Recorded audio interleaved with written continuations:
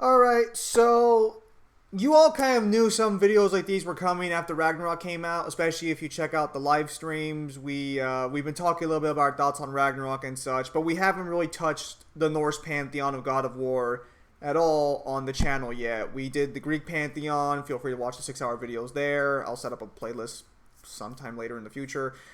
But now we're starting going through the Norse pantheon, and the first thing we'll be covering is going to be God of War 4's novel. As always with these videos, I'm joined by Mangler. Hello. Yeah, thank you for just showing up right when I fucking asked you to. Yeah, and so we'll Hey, my timing is impeccable. Oh, of course it is. So we'll be going through the God of War 4 novel mainly for a few key reasons. Number one being differences the novel has with the game, and some of the scaling evidence that comes as a result of that, because this is where quite a few bits of information for at least the Yggdrasil's major scaling comes from, and discussing some novel critiques, positions. I'm not sure how to quite pronounce this. Technically both, like critiques of positions mainly, because Yes. a lot of what I'm going to be saying here is mainly in response to things that I have heard online, on YouTube. I have heard several of these on Discord, and then some on Versus Battle Wiki. Though most of these I didn't actually hear on Versus Wiki, not in a couple. Most of them were on YouTube in Discord, but a couple here and there. Yes. So for the most part, this video will not be including information from Ragnarok. Some things might slip through because Ragnarok did, quote unquote, clarify a lot of the information coming from 4 forward. It really did. It really did do a lot of clarification. So if you're just going through, and I want to make this clear now, if you were just going through the series and analyzing information that is presented in an empirical manner, Ragnarok doesn't really change much. Like it doesn't. This is only for people who had made positions prior to getting any sort of clarification or extrapolating statements to mean more than what they actually mean. So Also, yeah, this is the. Go ahead. also, since would you agree with Kyle then saying that like if you're just trying to scale God of War, you don't even have to look at 4 anymore. You could just go straight to Ragnarok. Uh, kind of. There's a couple specifics here and there. Ragnarok definitely helps clarify most of it, so I think that's true for like 85-90%. Kyle's correct on that. There's like a 10% of it in the back of my mind where I'm like, I don't want to say that's completely accurate, because there are some details of things in like the realms that aren't mentioned in Ragnarok that you wouldn't get in Ragnarok, but that's only because they're not covered in Ragnarok. Um, so yeah, is that everything for an intro? Because I can just get started in the main sections. You need me to? Yes, and thank goodness I decided to double check something real quickly. For some reason, the screen was only picking up the video recording software, so I need to fix that real quickly so that way they can see the evidence. Oh yes. There we go. Yeah. So we'll be going through these in the main outline I have, which this will be separated into 4 sections, and the first one that we'll be going over is just elaborating on the context of various statements about certain abilities and physiology. Examples being like instinctive reaction, mortality, etc.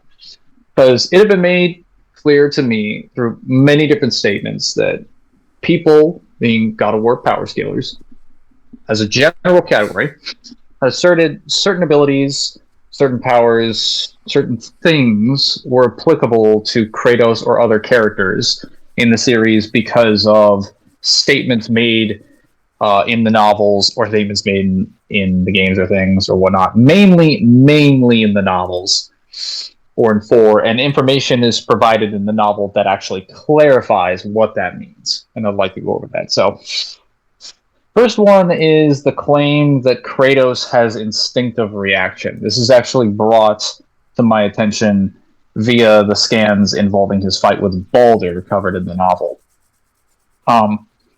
This claim is made because it is asserted that Kratos shut off his brain and fought purely on instinct. I'd like to read you to what the novel actually says about this, and keep in mind this scan that I'm providing here. I'm not going to read everything. I'm just providing it so that people know the full context of what's happening here. Because this is after Kratos has knocked Baldur onto the roof and pointed out by the fact that he says, like, why are there two beds? Because there's a hole in the house and he's looking down in there to see, like, who's hiding in there. And then after Kratos basically knocks him onto the street, it says, knocks him onto the house, it says the man displayed no bruising, had no bleeding, maintained complete control of his limbs despite the pummeling Kratos had delivered. Kratos even nearby tree trunk, one damaged from their earlier exchange, and the stranger charged in response. When he was within Kratos, Kratos swung the tree in the large arc, battling him across the route where he crashed into the roof. So he had to prevent the stranger from entering his house and possibly uncovering the trapdoor. Above all else, he had to protect Atreus. Was that what this was about? Did he intend to take or harm his son?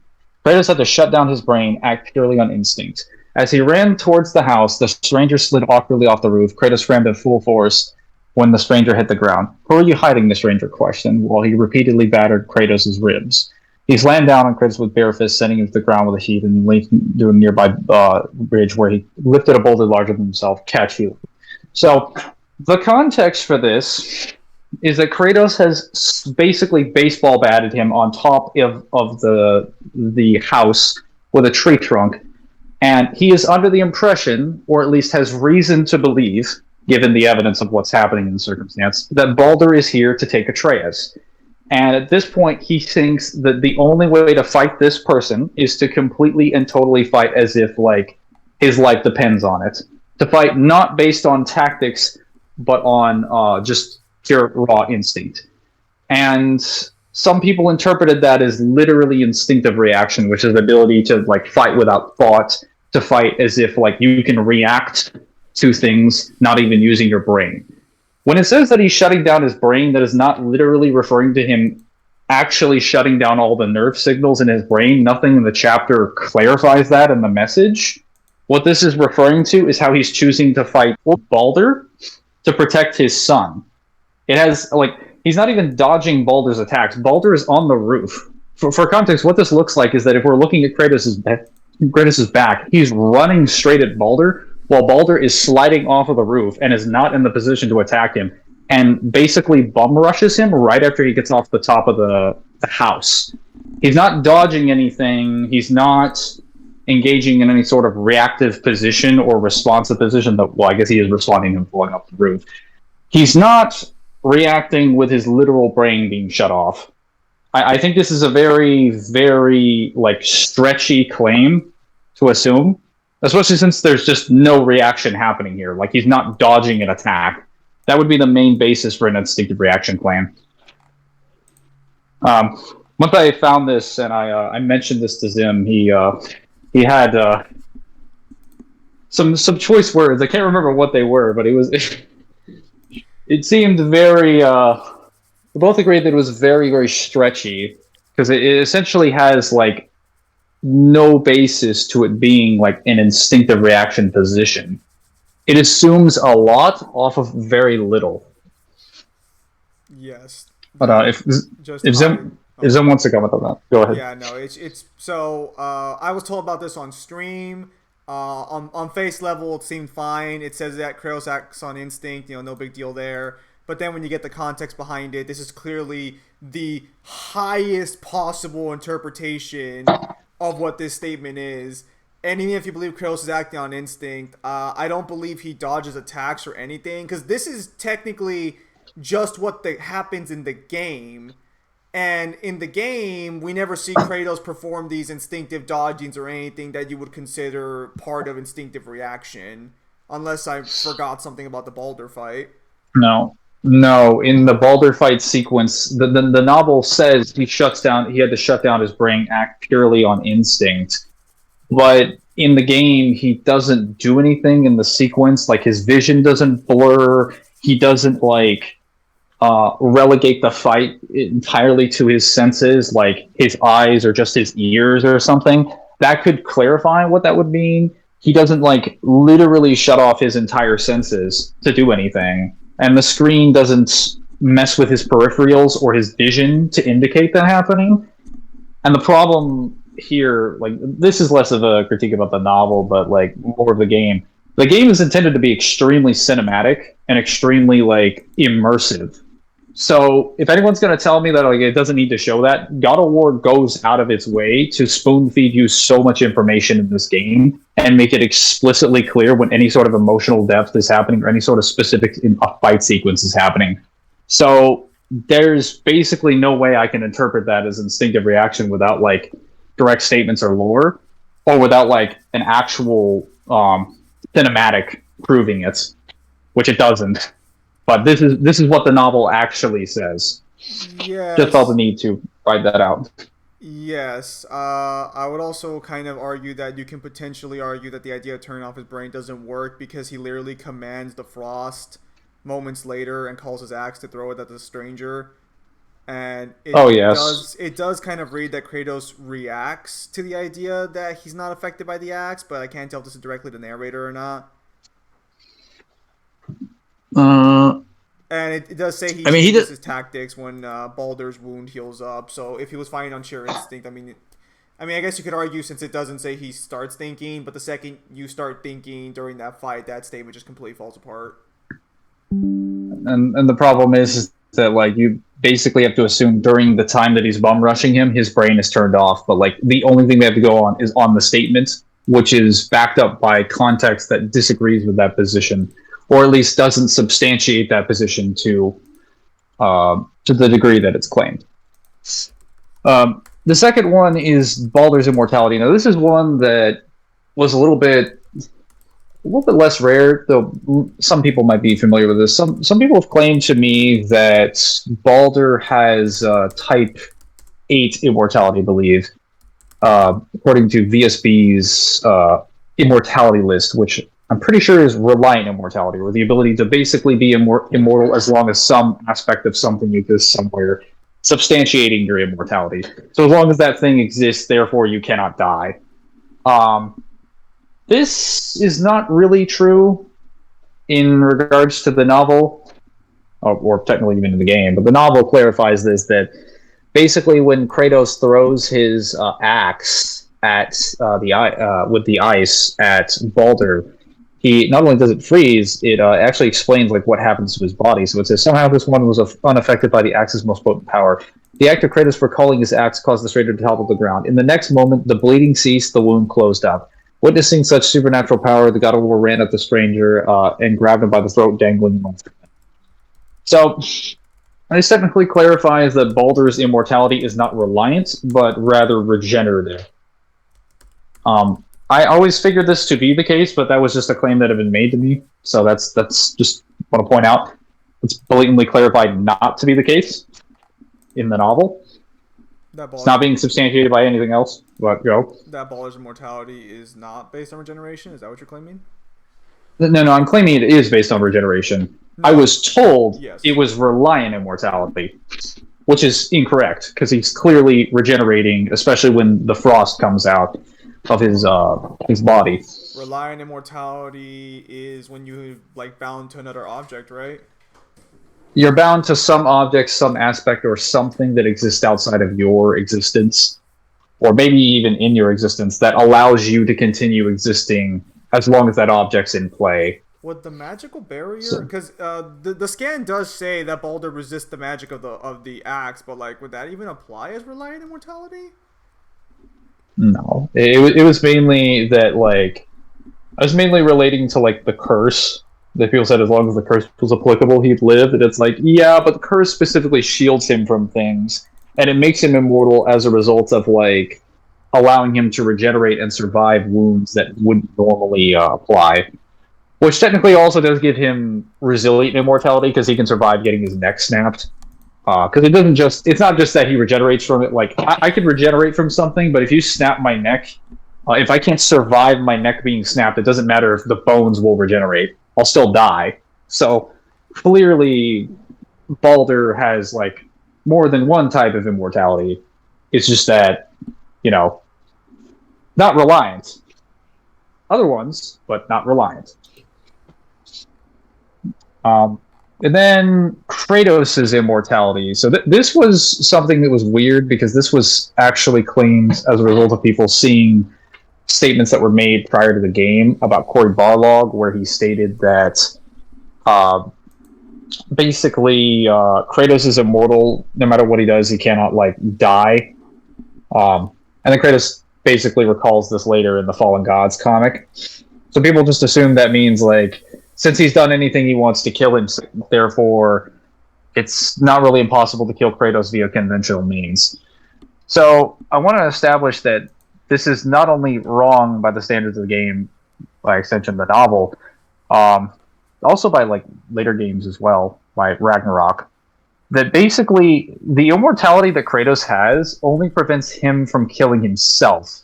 It doesn't prevent other people from killing him or other things from killing him, because when he's in the room on his way to is it on his way to Tyr's Temple, and I believe to by this one he's already in Tyr's Temple. So on his way to the realm between realms, he gets caught in a trap that is pulled from them basically reaching the chamber inside, and the entire room starts getting flooded with water. And Atreus basically has to solve a puzzle to get them out of this. And he clarifies in the next page after he uses after the water is basically descending and they're about to be killed by like spikes. It says frantically, Atreus searched for some way to save his father. Seeing nothing he could use, he unsheathed his mother's knife, dashing over the rotating mechanism to jam the blade into it. A moment later, the blade snapped and the mechanism continued to turn. There was a gut-wrenching moment when Atreus was out of options. Before a shot of the knife wedged in the gears, forcing the mechanism to stop. For a knife, Kratos said, there was no other way. Sadness crushed Atreus' heart. It was all he had left from his mother. I was cunning, boy, Mimir said. Except I ruined it. Saving my life, Kratos added. He gives that his son. So, Kratos seems to believe that an area of spikes, and by extension, we have to include the water, because that was what was filling up the chamber before, either drowning or basically impalement? Well, does it really count as impalement if you're getting like crushed by a room of spikes? I mean, yes, I guess he's getting pierced. Well, yeah, so maybe crush. Well, he would die first to the impalement before he were crushed. But yeah, basically, it's first shown that like assuming they didn't even get to the spikes, he's going to drown in the water, and by the time they get to the top of the room, the spikes are going to kill him. And he claims that it saved his life. They're panicking when it happens. I can understand why Mimir would be panicking, but like Kratos blatantly confesses, like, yeah, that saved my life. So, as far as Kratos is concerned, he would die to something like that. I'm not taking this out of context. I'm not interpreting like this in a disingenuous way. I am just reading what the text verbatim says. So I will step in here and say that there's a very solid argument that someone's going to say Kratos only said that to encourage his son to make him feel better of the knife breaking, so that way he doesn't feel like it was a waste.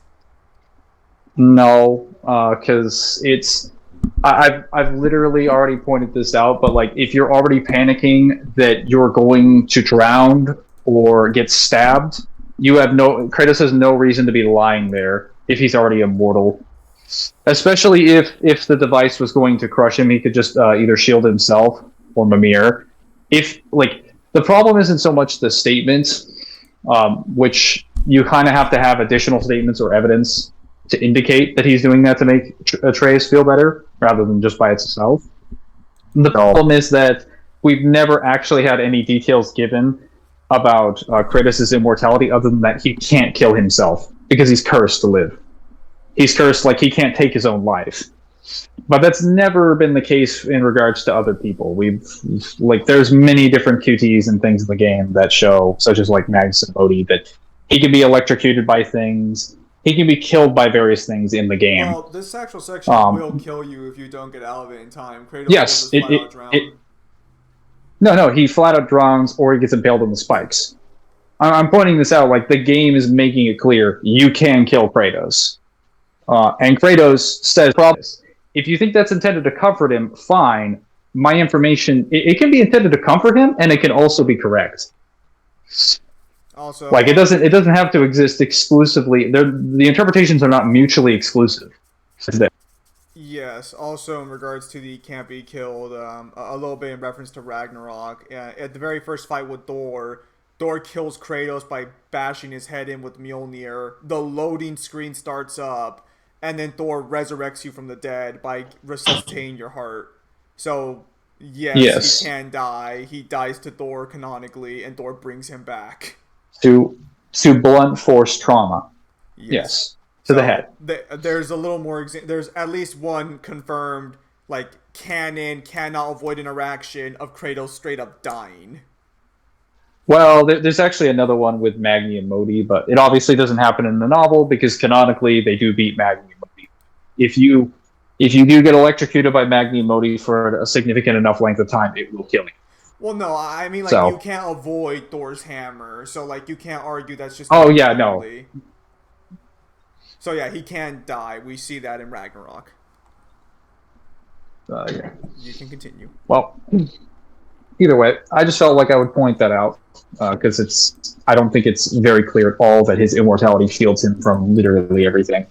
Just that he's not allowed to kill himself. Um, then we have the various statements regarding the giant's prophecy at the end of God of War 4 that shows or has Atreus and Kratos arriving in Jormungandr, or not Jormungandr, Jotunheim to deliver their mother's ashes to the highest peaks. And then they find the mural that basically depicts what's happening, what happened with the entire plot of the game. This was in regards to someone, and I gather these in regards to someone mentioning that Kratos had resistance to fate in the Norse pantheon, which I found to be a really strange thing to claim because his entire events and everything he does is in accordance with what the giants interpret as fate, and they completely and totally predicted everything he was going to do. Yes. So you're not really resistant to fate if you're doing everything that fate predicts you to be doing. Yes. And that was also a problem with the Greek pantheon as well, right? That technically. Yes. Oh, go ahead. Well, You no, can ask. that technically there was like a prophecy that confirmed straight up that he was gonna destroy Olympus.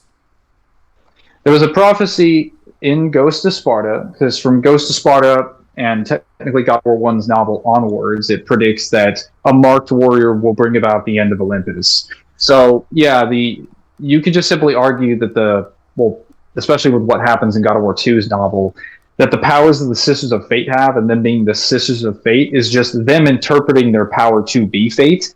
It's just simply not fate. It's like some forms of like life manipulation over the course of like time. But you would understand that if you actually read the novel, because how they use their powers is very, very different from fate. But I covered that in the in the last time.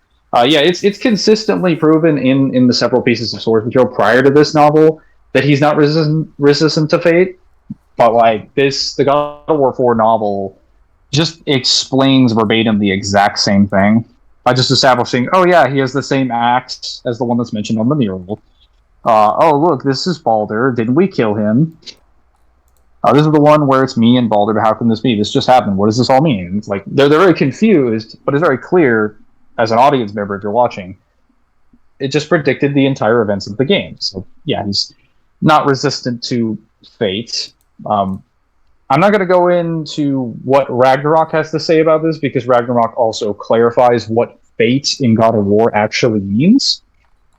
I'll just say that if you interpreted him as having resistance to fate because you just played God of War 2 and then conveniently chose to ignore all other information, Ghost of Sparta, the Egyptian Pantheon, God of War 4, and technically Ascension, because Ascension also has a mural involving the Battle of Olympus. All of these pieces of information, 2 games, or technically 3 games, a novel, and a full comic line disagree with your position that only one game has, which is clarified in its novel that's not the case. So the overwhelming preponderance of evidence dictates that he is not resistant to fate. Yes, and again, that's not including what Ragnarok did regarding fate, which, yeah. There was a significant change to fate's interpretation in Ragnarok. Imagine if I'm giving you this information, but Ragnarok doesn't exist, right? Like it's a pipe dream or it's in development right now.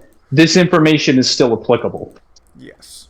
I'm giving this to you under the assumption that it's not there, or even that it is there, but I'm just not including it. Yes. So, all All right, now we move on to section 2. So this is misuse and misunderstanding of text in the God of War 4 novel, specifically in regards to the Yggdrasil. Yes, because if there was one thing that was given the highest possible interpretation of God of War scaling, which is saying something, it was the Yggdrasil.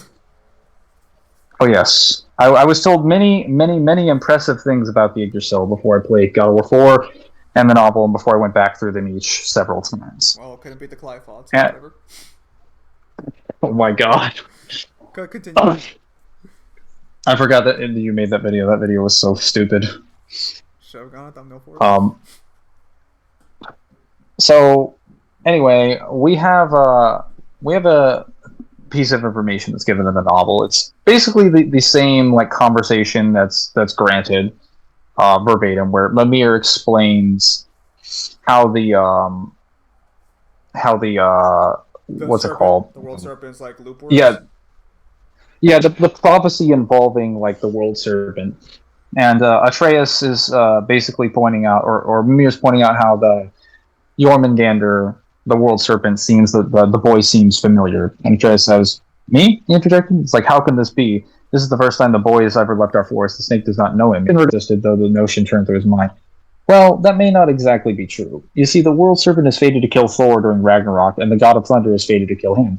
As they fight, the tree of life shakes so violently it splinters, and the world tree is cast backwards through time.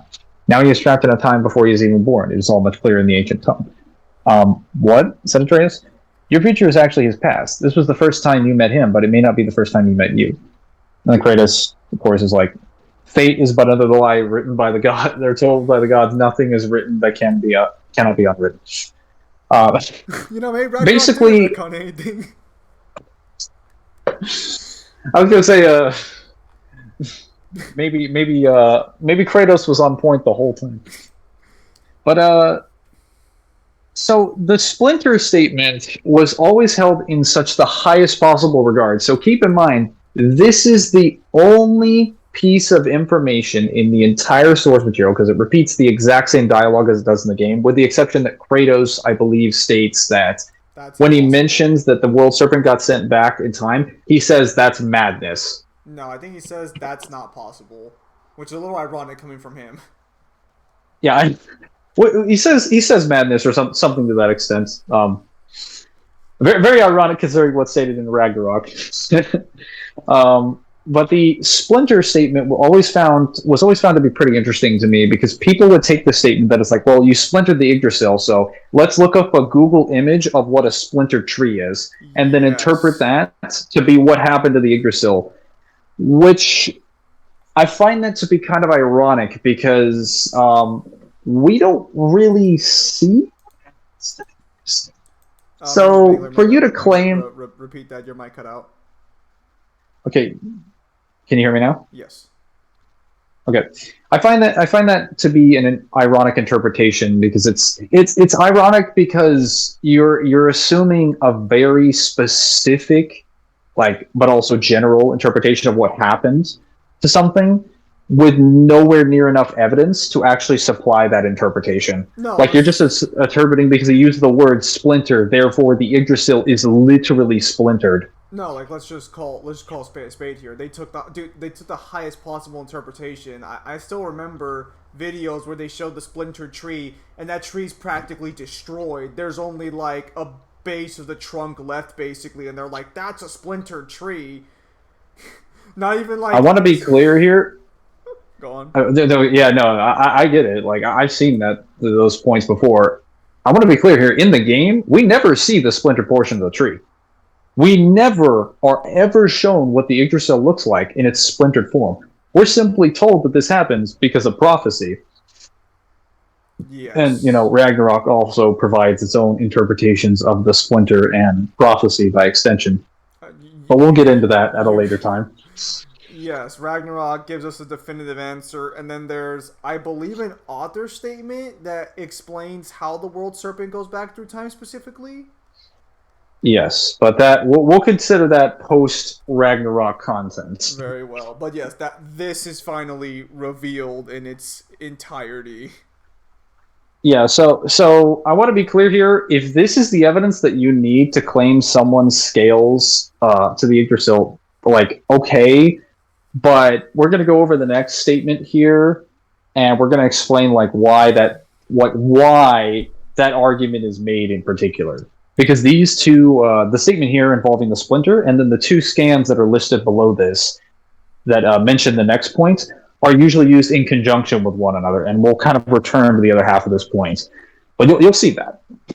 So the second one is this comes from a position that was really like very poorly rectified by BSB. It's argued by everyone, but BSB probably made the worst mistake in regards to this when they said that the Yggdrasil is essentially infinite in length, not just by itself, but in comparison to the size of the realms, because of a statement that comes from the novel. Now, I want to read you the full context of this and explain to you what is happening in the novel at this point. Mimir has basically discovered with the rest of the gang that they need to travel to like essentially Tyr's temple and go to his like specific room to get to an area where they can travel to the realm between realms, so that they can go find the realm tower that allows them to get to Jotunheim. And at this time, they in returning to Tyr's temple, Kratos located the door that matched the one they had seen besides the diagram of the key.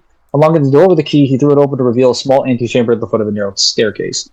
Great, we're inside, but what is this place? Atreus says.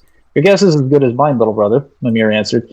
Suddenly, the large Jotunheim door swung open by itself, along with a simpler, smaller door they could reach, which led across the Bifrost Bridge to another door with an ornate carving. Does that mean something? Kratos said of the carving. Atreus shook his head. Lift me up to see it, Mimir said.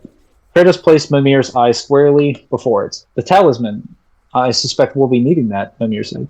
Using his knife, Kratos pried the talisman in the form of a carved wolf's head from the socket on the door. He swung open the door to reveal a mystical gateway to a strange environment, like a tree branch stretching out to infinity.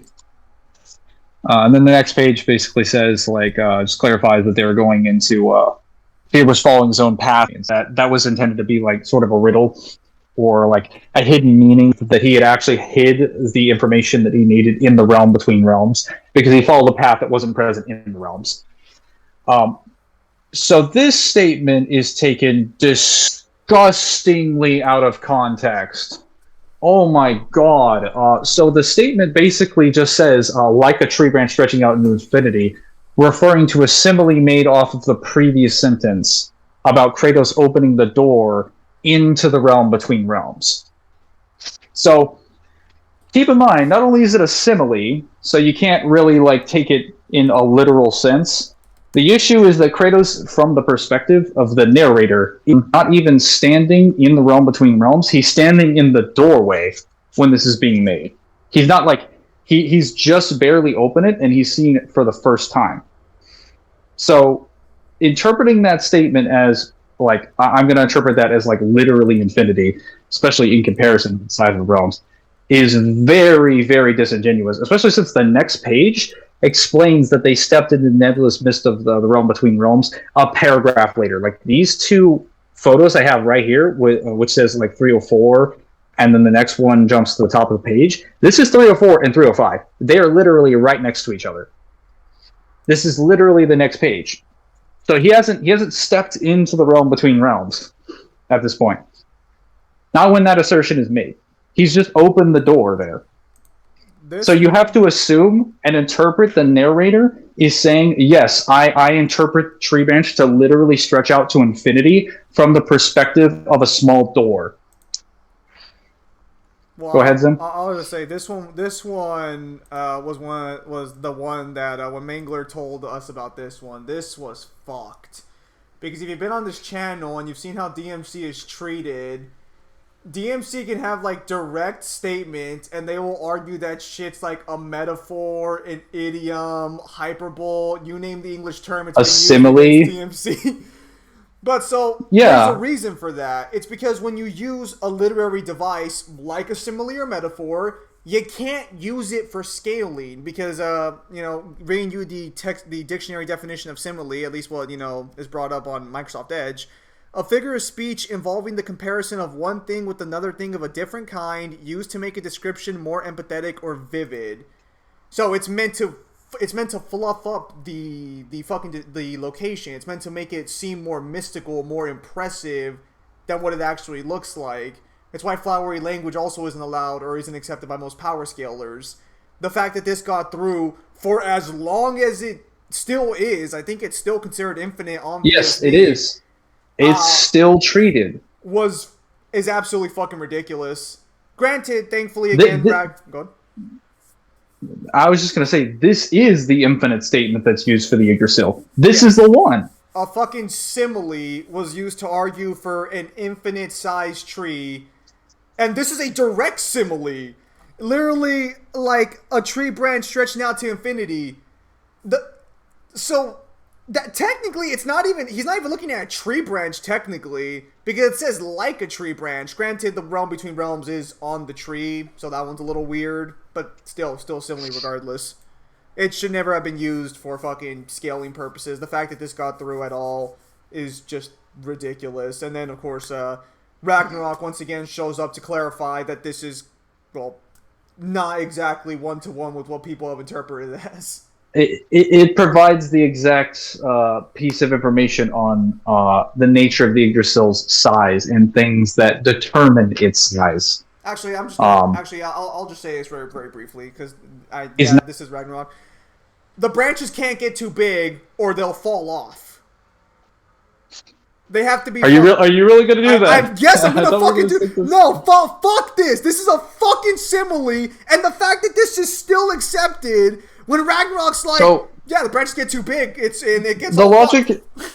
The logic that was used to justify this was that it was not like an outlier or anything. Was that basically there were three pieces of evidence which were intended to be used. That like they're essentially like stars or pieces of like constellations that are below the what's it called, the tree when you fall off, which indicates like, oh, the infinity statement's not completely like taken out of context because there's a lot more space there. Freya's explanation of the branches stretching across space and time, which could clarify that they shouldn't be limited by any sort of like finite boundaries. And then I believe there was one other piece of information, but basically all of that can be completely thrown out because none of those statements have anything to do with what's being mentioned in this context, and none of those are referring to the tree in the context that this is being presented here. Also, Freya's statements, I would like to point out, like, this is a statement that doesn't exist in the game. This comes from the novel. So if you want clarification on this, you're probably going to need either the exact same statement in the game or you're going to need additional novel statements to back this up. And I'll get to this later, but I'm going to point it out now.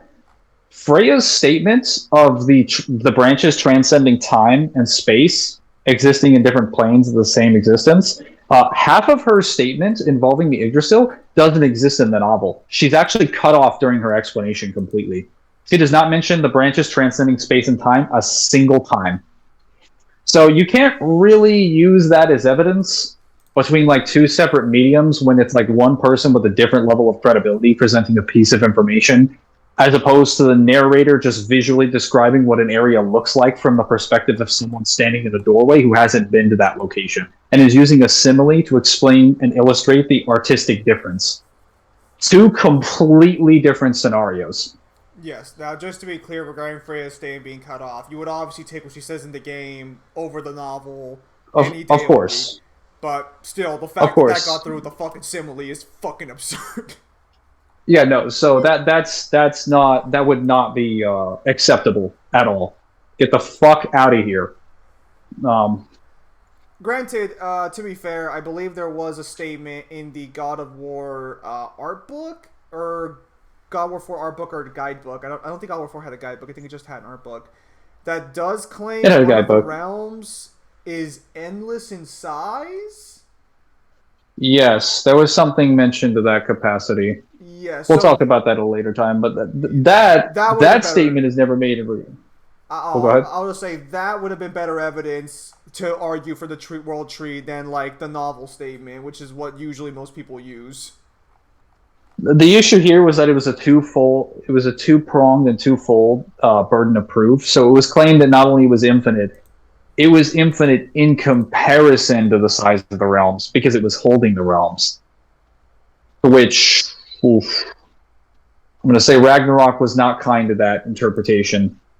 Not, I've already mentioned that. not kind at all.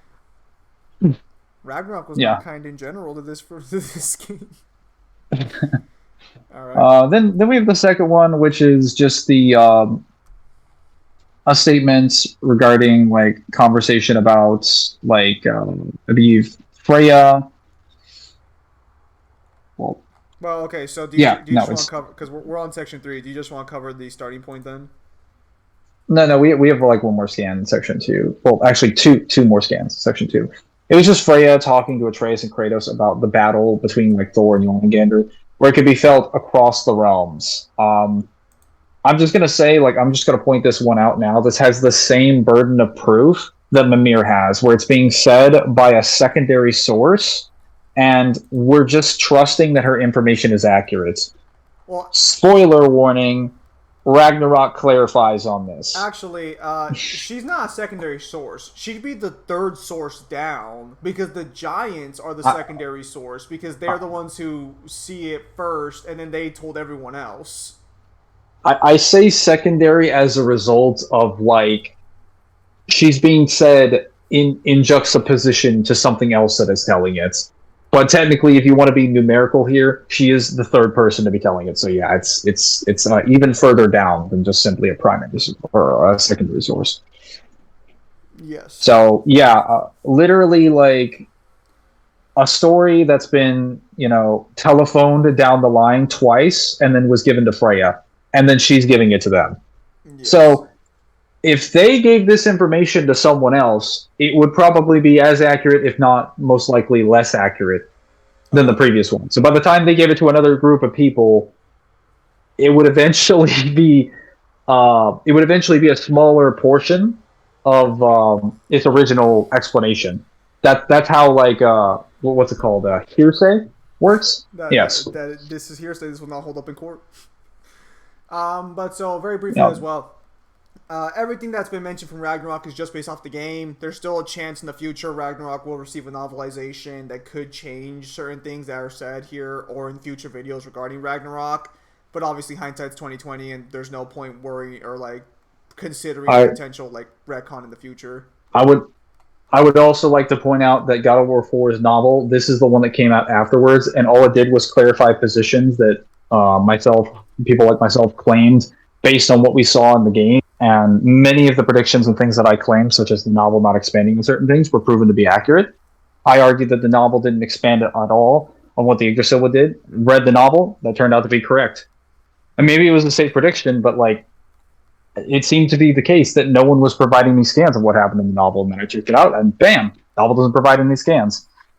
It's just so if Ragnarok gets a novel, I find it very unlikely that it's going to run in support of the interpretations that are being presented here. Not ours, but the ones that obviously we're responding to.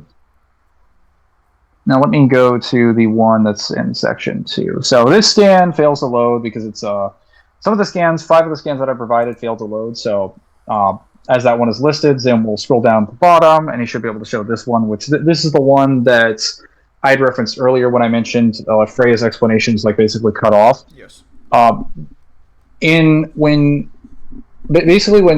Kratos and Atreus are on their way to Alfheim and they're employing the use of Freya to help them get there, it's stated that when they get into the essentially the Bifrost, like they put the Bifrost into the tablets and they activate it.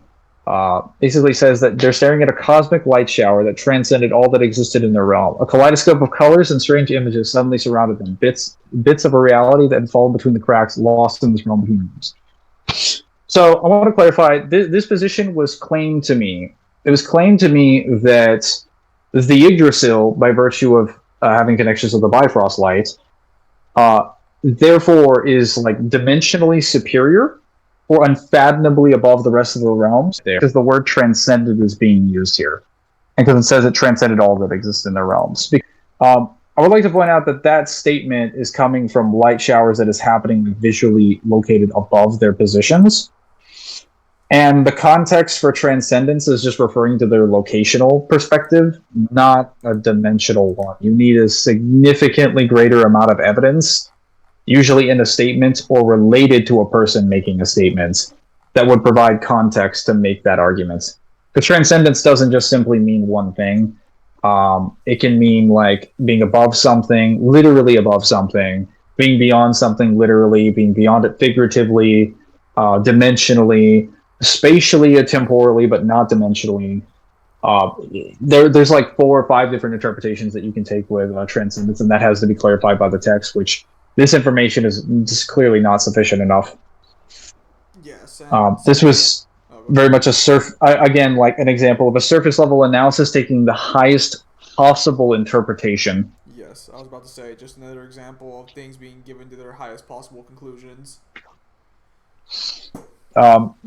This was also done specifically as an argument to argue why the Yggdrasil exists beyond the well of endless timelines mentioned in the card game. Now, I'm not going to talk about that too much, because Ragnarok also clarifies what the well is. But I will say that that statement wouldn't even, like, that statement, you would need additional clarification to prove that, because at this point, if you assumed that there was a 2A structure that existed on the Yggdrasil, you'd have to prove that the Yggdrasil is unfathomably above it. Because the Yggdrasil doesn't have any additional lore or information that proves it's above a 2A construct. You'd just be assuming it exists there because it's on the or that it's above the well, because like the realms are simply on the Yggdrasil's branches. But that doesn't prove that it's above any of the timelines contained in the well, Yes. or like the totality of that structure. Yes. That's a massive assumption. Yes, that was the most popular meta for God of War. Well, actually, I think it's still the most popular meta for God of War. I don't think a lot of people have changed their stance on Ragnarok. For more casual power scalers prior to Ragnarok, it was, but a lot of them started retiring that position. I noticed, like, they just started arguing the Yggdrasil was infinite in length in comparison to realms.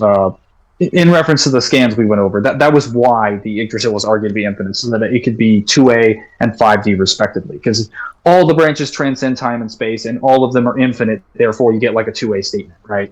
They just took, again, highest possible interpretations. The well was just the first interpretation that was taken. Yeah, Ragnarok basically retconned the card game, to put it. Ragnarok. Are we just talking about Ragnarok? I just want to clarify in case someone asks for Ragnarok or what does Ragnarok do? Because you know they will. The next video is not gonna come out for like another week or so. Just like, yes, Ragnarok does address that. Basically, then we'll talk about it then. They can wait. You're not they can the be one patient. who has to respond to comments, Mangler. I can if you want me to. No. I'll do it. No. You should do things with your time that involve other scripting, but not important. Okay, so now we're on number 3, the novel one. Yes, let me scroll back up really quickly. Also, we're at 50 minutes. Section 4. Oh, perfect. So this is section 3. This is explaining the problems with arguing higher canon for God of War novels versus the God of War 4 novel versus the other novels of secondary source material in general due to writing and inconsistencies. So it has been claimed to me that God of War 4's novel is somehow fully canon. Like, mainly, I'm assuming people assume primary canon, in comparison to the God of War 1 and God of War 2 novels, respectively, which are alleged to be secondary canon. No. So, all of the novels, like, just to clarify, a novel being written by, like, the dad of a director doesn't suddenly make it higher canon. It's not a matter of who writes a novel in the context of, like, a video game franchise. It's a matter of whether or not the novels are the correct medium for viewing the story. The games are the correct medium for viewing the story, because God of War is a video game franchise. Ergo, since the games provide the first interpretation on the series, they thus are the primary canon. So the novels exist, therefore, to elaborate, provide more details and information, and enhance that interpretation. So God of War 4's novel, for example, came out after the game. It exists to enhance the interpretation. It is secondary source material to the game. Both God of War 4 and God of War 1's novel have like basically statements in their acknowledgement section. Oh, God of War 4 doesn't like have an acknowledgement section; it just has like a note in the front that like thanking the God of War writing teams. This one specifically mentions, I believe, Matt Sophos, Rick Garbett, Orion Walker, Adam Doland. And then this one mentions William Wiseman at Sony, and then like Marion Kronst, who is the main writer for the God of War series. So both of them are not fully canon, are secondary canon. They just exist to enhance their original experience. They're not like one is not somehow more inherent than the other. And if we're talking inconsistencies, God of War 4's novel has several inconsistencies, and yet it seems to be held up like it's the second coming of Christ, or I guess more appropriately, the Bible. Because it just seems that people assume this is like not inconsistent or doesn't really have that many inconsistencies, when that's not really true. So Freya's explanation of the Yggdrasil, as I mentioned earlier, is completely cut out in the novel. So here's what she says in the novel. She's basically talking to Atreus, explaining how the Yggdrasil works, and he says like we're essentially not moving, and he says all 9 realms occupy the same physical space, only on different planes of existence. The Yggdrasil tree cuts between its planes, its roots existing in all 9 realms at once, and it just cuts her off. And it goes to Atreus' like thoughts about the situation, but each strand transcending time, transcending space, supporting the structure of like life, death, birth, and rebirth. That statement doesn't happen. Doesn't exist in the novel at all.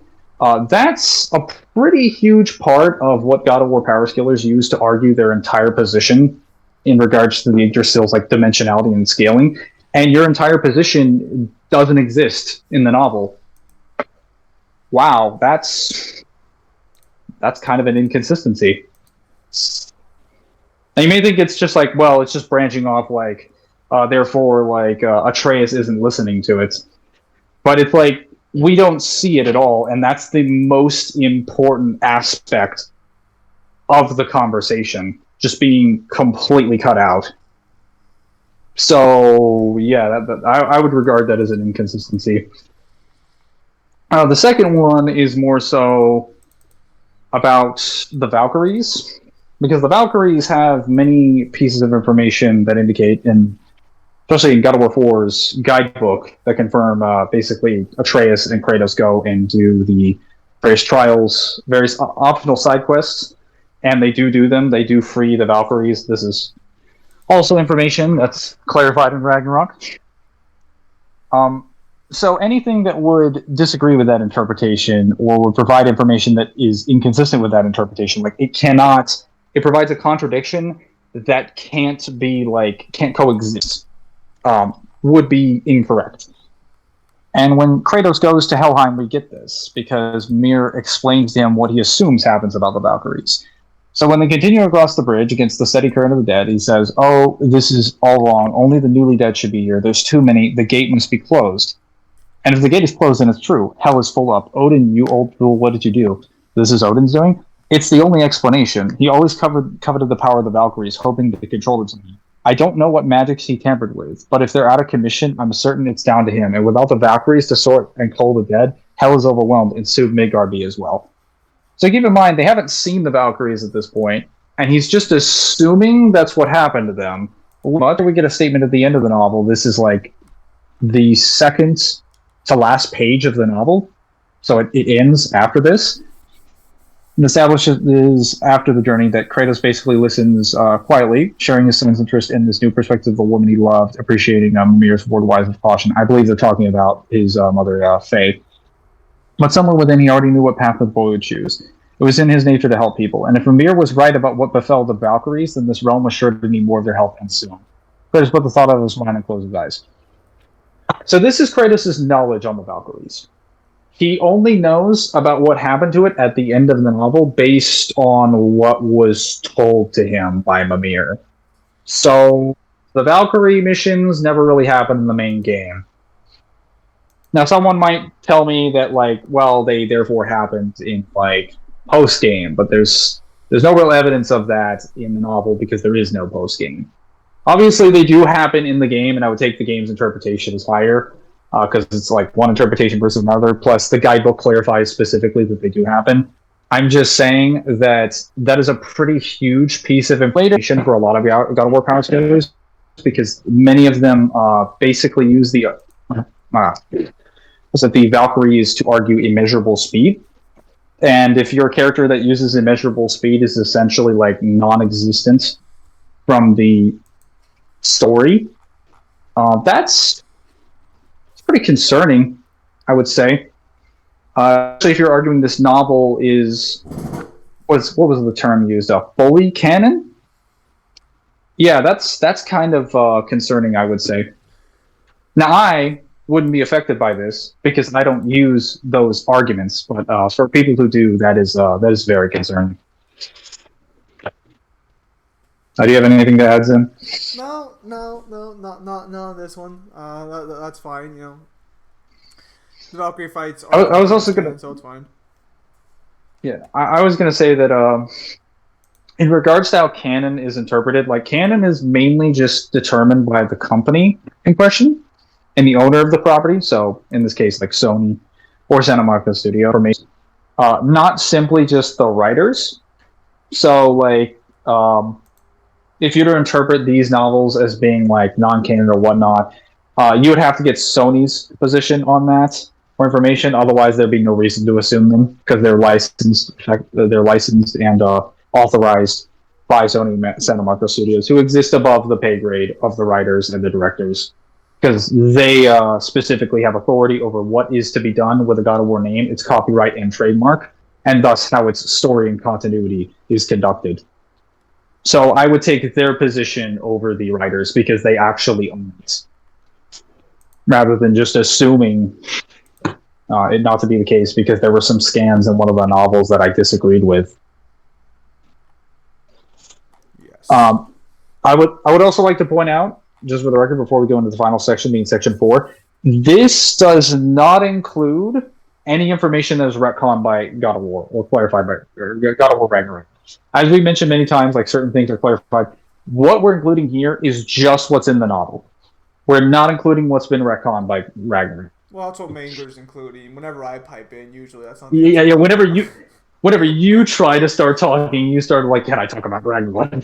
I just want to clarify that on top of these interpretations, in case someone's like, "Oh, well, that's wrong." No, it's not. Just sit in the corner and wait.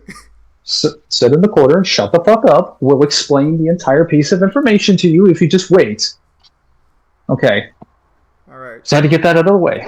Thank you all for being very patient. Section 4 now. This is just additional stuff that I felt couldn't be included in any of the sections. So for the next, I want to say 6 or 7 scans, I was told that I can't remember who made this because I get told so many crazy claims about a war like all the time. That realm is something that can also be used to refer to like a pantheon in general, and is even consistently used to refer to the pantheons. And I wanted to point out to someone that land is the most consistent terminology that is used to describe pantheons. And there's about 6, 7-ish examples. Let's see how many. 1, 2, 3, 4, 5, 6, maybe 7. Yeah, 6 or 7. And just the Norse pantheon in the novel that I could find, there might even be more in the novel. These are the ones that stuck out to me. One of them being that, like, what was it called? When Kratos gets the blades of chaos, and he's like walking past Brock for the first time, Brock is like, "Sweet nanners, nethers, what are those?" And he says, "When Kratos slowed Brock stepped before him, forcing him to stop, the little man circled the God of War, indulging in a more discerning examination of the gleaming steel. The glint, those sights, had him spellbound as he admired the craftsmanship with wonder. I had never seen the like, not from any of these realms. It's got to be a family heirloom, awestruck." He said, awestruck as his words laced with a metalworker's reverence few others could understand. So, specifically pointing out, not from any of the realms.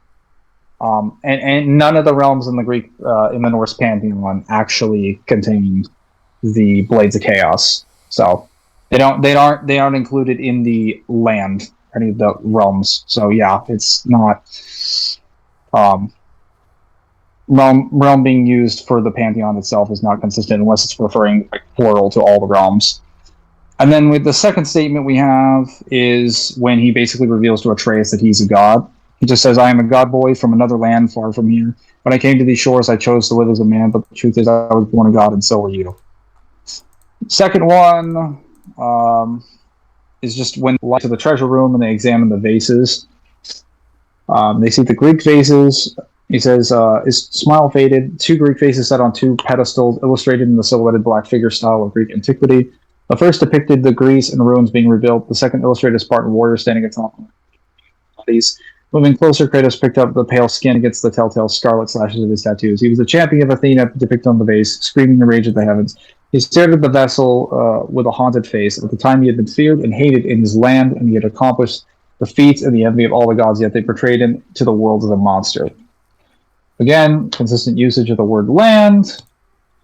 There's another interpretation on not the next page, but the next page after this, because this is 248 to 250, where it establishes then he is dragged to this land, or at least he assumes he is dragged to this land by Skuld and Hades. This is also clarified. God of War Ragnarok. Well, actually, you actually literally put you put the spoiler right there. So no. It's clarified before the game came that though people took this as a joke for some reason, Matt Sovos just said like, yeah, Kratos traveled here in a boat. So, this is shown to be like a red herring later. Like he's not actually. I could say this because like again, this doesn't include Ragnarok information. Like it is confirmed before God of War 4 came that yeah, he traveled to the Norse pantheon on a boat. Skull and Hades are not how he got there, but that doesn't matter because in this analogy, he's under the interpretation that they might have, because he's assuming, and what he describes it as is, are they the things that brought him to this land? So, again, land of the Norse. When he gives Atreus his knife, he says, like, the day of your birth, I made two knives, mixing metals from my home and this land. One was for me and one was for you. Okay, there you go. Now the use of the word lands. I think this is the fifth one. So when they're in that realm room, basically gathering information from the runes on the walls of Tyr's mural before they travel to the realm between them. Well, actually, no, I believe this is after the realm between realms. So they said, look there, that's Tyr traveling somehow, perhaps magically, but what's that to do with the giants? That they should have owned a shrine to it. I'm afraid that's not too clear. What are those runes from the corners? Not runes, symbols from different lands. They mean war, Kratos said. Aye. That's referring to the four murals with like the Omega symbol and whatnot, which is referring to the pantheons. Again, different lands.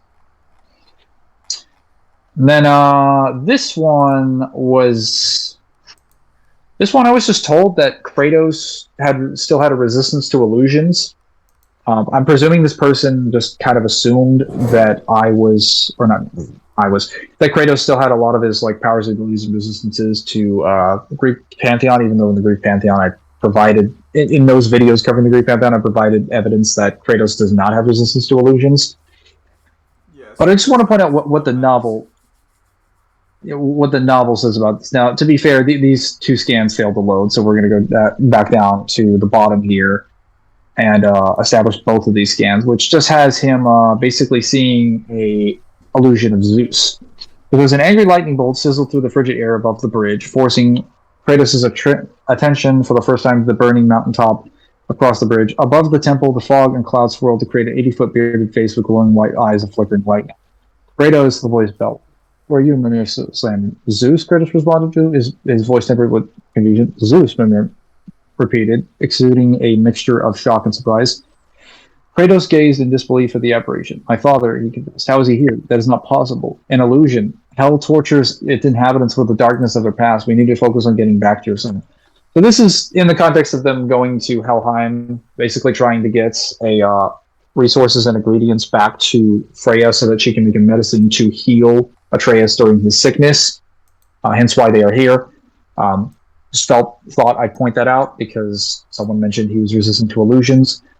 Novel and by extension the game, obviously, disagree completely. Then there were claims made about his Mimir's credibility. Now this I feel is kind of like half and half. Like Mimir is mostly a credible piece of information because a lot of times he's not only has he just been alive for a very long time, he's usually communicated with many different people from many different realms as Odin's advisor. But I'd like to point out that a lot of things that he says, he's proven to be wrong about, mostly as a result of him being Odin's advisor. So this is something that's clarified later in Ragnarok. If Zim, if you want to talk about this directly, you can, but because you know what this is referring to, this is also broken scans. Basically, it says when they're going into Helheim, right before they go there, he says, a frigid foreboding miasma awaited him. What you're about to do is absolutely insane. Not even Odin can survive the cold, so I hope those blades work. Yes. So... do you want to add something to that? No. I said if you want to include that one, because this one is kind of specific, so you might actually have to talk about it. Yeah, so during the events of Ragnarok, Atreus is sent by Odin to Helheim to retrieve an object that he's searching for. The thing is, though, is the way he does it is he snaps his fingers and he puts a fire barrier or like a heat barrier over 3 demigods, and Atreus included, unless you want to call... Yeah, he's still a demigod, that counts. Yeah, he puts it over Heimdall and then like Thor's daughter, yes, and then transports them via his raven teleportation. Yes, and they just appear in Helheim and they're perfectly fine. Atreus even remarks, that's weird. Mimir said that Odin couldn't survive in Helheim, and Heimdall criticized him, telling him that to not believe everything Mimir says. And given the fact that Mimir mentions the Blades of Chaos working... This isn't just a physiology thing. This means that Mimir was under the impression none of Odin's magic could survive in Helheim either. So that's completely false. I was going to say his credibility is in large part, even though Mimir generally is a pretty honest person, the problem is that his information has been given to him by Odin. Well, we'll talk about Odin's credibility in the next scan in a moment, but basically... You can have a person that is being genuinely honest and explaining information that they think is correct to their position, but can be completely false or wrong if it was peddled to them by someone else who is not honest. So the only way you could reconcile this and still claim that Mimir's information would be like valid is that you just argue that when Mimir knew Odin, he couldn't survive in Helheim, but in the time gap of him being trapped in the tree and tortured, Odin was able to figure out how to survive in Helheim. But you would also have to prove that. Yes, and based on Heimdall's statement, it's kind of implied that Odin could always do it, but Heimdall's a massive dick rider, so take that one as you will. I would just say, generally, given the context, that it's probably the case that Mimir was just wrong. Because why else have the intention of him saying, like, don't you realize that Mimir's not right about everything?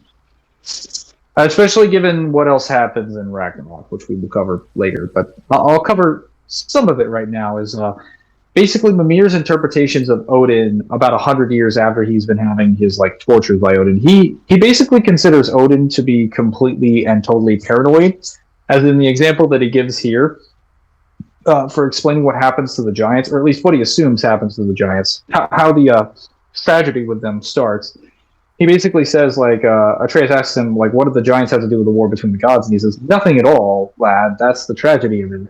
They took no side in that madness, but Odin's paranoia and his viciousness are surpassed only by Thor's lust for blood. It basically establishes later that, he essentially started and instigated an entire conflict where Thor attempted to massacre all the giants, just off of the assumption that because the giants made a prophecy about what was going to happen in Ragnarok, Odin considered it the giants' fault and sicked Thor on them like a dog. So he basically massacred an entire race or species under the assumption that they were responsible for what happened in Ragnarok, or what was going to happen in Ragnarok. Well, okay, so this was gonna ask you, because Freya mentions that there was an army of giants waiting for Odin. So in the original prophecy for Ragnarok, is the army of giants mentioned? I believe there is an army, but I'm pretty sure it's not giants anyway. But that's not referring to. I'm pretty sure that's referring to like one of their final meetings. Like Odin was technically the one that instigated the conflict in question, which is the point that I'm trying to make. Is that like his assumption on why they were responsible for Ragnarok, or that they would cause his death, is because they just simply said a prophecy. And it's like, well, therefore, I have to kill them all. Like, that was his reasoning. He came to that reasoning off of, like, very little information. And Mimir has said that, like, yeah, well, this man is paranoid. And then he mentions later that he's gone mad. He specifically is called the Lord of the Hanged. Atreus asks him why he's called the Lord of the Hanged, and he says, the god is so obsessed with gathering knowledge that he actually hanged himself so that he may enter the realm of the dead to plunder the world tree for its secrets. I think, and quite rightly, that the realm got so fed up with him that it sent him back to the land of the living. Then I mentioned he was barking mad. So, and then it points out later on that like Odin is just very arrogant. He's essentially trying to do everything he can to prevent Ragnarok. We do see in Ragnarok what he's been doing to this extent that he has essentially been employing literally every single possible conceivable tactic to stop Ragnarok, and he will do literally whatever it takes. But you can already argue that from what's presented in the novel and in 4, because all the information involving like various killings, murders, and genocides happen directly as a result of Odin's actions. And he is referred to as both paranoid and mad by the guy who has been his advisor for decades and was tortured by him for about 100 years. Yeah. So I think it's fair to say Odin is probably insane. Seems like a reasonable take. So his statements being like Odin's credibility, rather, is probably not entirely valid. But we'll get to that when we cover Ragnarok. Won't we, Zach? Yes, we'll get to that little piece of information. A lot of this is clarified or greatly expanded upon in Ragnarok, as you could tell by some of the snippets I've already given. Yeah. And that's not including author statements that have come along or new author information statements that we found. Oh, yes. Which enhance the interpretation even further. Yeah, but we'll see. I believe that's everything. Yes, for the most part, that is everything. So, this video will be coming up. Either I'll publish this video later tonight or tomorrow. Probably the next video will be directly on Ragnarok. Or do you want to cover the cosmology as a whole in its own little video? That can all happen together. You just want to do it all with Ragnarok then? That's going to be a pretty long video. Yeah. It's going to be a long... Well, so is this one, so... This one's already... We already did, like... Minutes. Hey, if people don't... Here's how I'll... Here's my compromise. If my video is too long, okay, then watch the timestamps that we'll put in it, because we will put in timestamps for that one. I don't know if you want to put them in for this one. But this one we divided still into sections, so if people just pay attention to certain points in the video, they will be able to find when we're mentioning some of these. As far as the big Ragnarok video, we're going to timestamp it just like we did the God of War 1, or the God of War Greek Pantheon video, where we explained like Dante versus Kratos, and we explained like the cosmology, Kratos' like powers and abilities, stuff like that. We'll do something similar there, just from like Ragnarok's perspective, just God of War source material in general.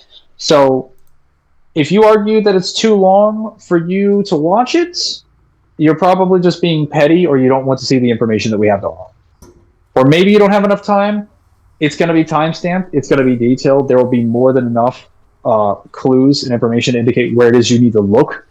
So if you don't want to see it, that's just your own fault. Yes. Well, yeah, that about sums it up. Obviously, you know, if you watch this video and you may have direct questions, we do live stream quite often on this channel. Sundays, Mondays, and Wednesdays, give or take some in-betweens. And, yeah. So, is that all? You're just going to close out there? Yeah, I believe I believe that is All right. everything. Again, this is just covering what happens in the novel, Yes, more or less. So, mostly. with that said, ladies and gentlemen, thank you guys for your time as always. Have a nice day. I'll see you guys on the next stream or video. Take care, everybody.